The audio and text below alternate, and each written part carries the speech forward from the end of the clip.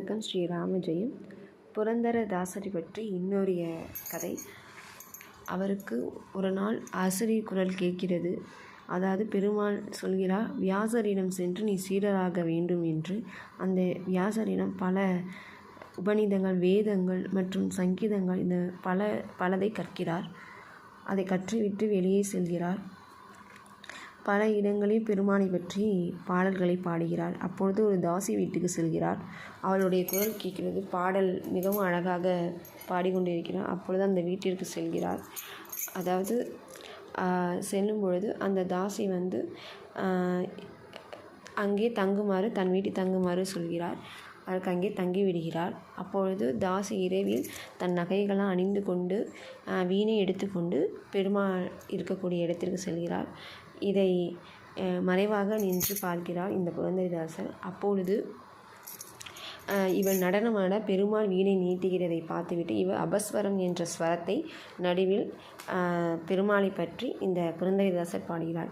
இதை பார்த்த பெருமாள் உள்ளே வரும்படி புரந்தரதாசரை அழைக்கிறார். புரந்தரதாசர் பகவானை நினைத்து இன்னும் பல பாடல்களை அவர் பாடுகிறார். அவர் பாடிய சூலதிகள், லக்ஷணா, பைரவி, மாஞ்சி பைரவி, வசந்த பைரவி போன்ற பல பாடல்களையும் சங்கீத ஸ்வரங்களையும் பாடியுள்ளார். அவர் பாடின லக்ஷ்மி பாரம்மா போன்ற பாடல்களையும் இன்று ஒலித்து கொண்டுதான் இருக்கின்றன. அது மட்டும் இல்லாமல் ஒரு நாள் அதே தாசி வீட்டுக்கு, அதாவது பெருமாள் புரந்தரதாசருடைய உருவத்திலே எடுத்து செல்கிறார். அப்பொழுது அவள் பாடிய பாடலை கண்டு, உனக்கு நான் கங்கணத்தை பரிசாக தருகிறேன் என்று அந்த கங்கணத்தை கொடுத்துவிட்டு புரந்தரதாசர் செல்கிறார்.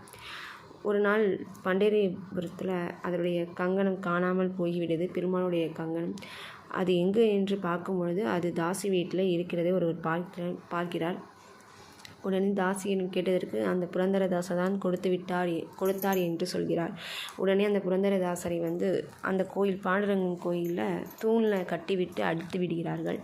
அப்பொழுது பகவான் நேரில் காட்சி கொடுத்து, இந்த தவற்றை செய்தது நான் தான், புரந்தரதாசர் இல்லை அப்படின்னு என்று அவன் பக்தியில் தான் பெரிது என்று நினைத்து கொண்டிருக்கிறான். அந்த பக்தியை, அந்த மமதியை குறைப்பதற்காக தான் இந்த மாதிரி ஒரு லீலையை செய்தேன் என்று பகவான் சொல்ல, உடனே அதை கட்டி வைத்த தூணுக்கு நீங்கள் பூஜை செய்ய வேண்டும் என்று பகவான் கட்டளையிடுகிறார். அதன்படியும் இன்று வரைக்கும் அந்த தூண் பண்டரிபுரத்தில் உள்ளதாகவும் அதற்கு பூஜை செய்கிறார்கள் என்றும் சொல்லப்படுகிறது. நன்றி.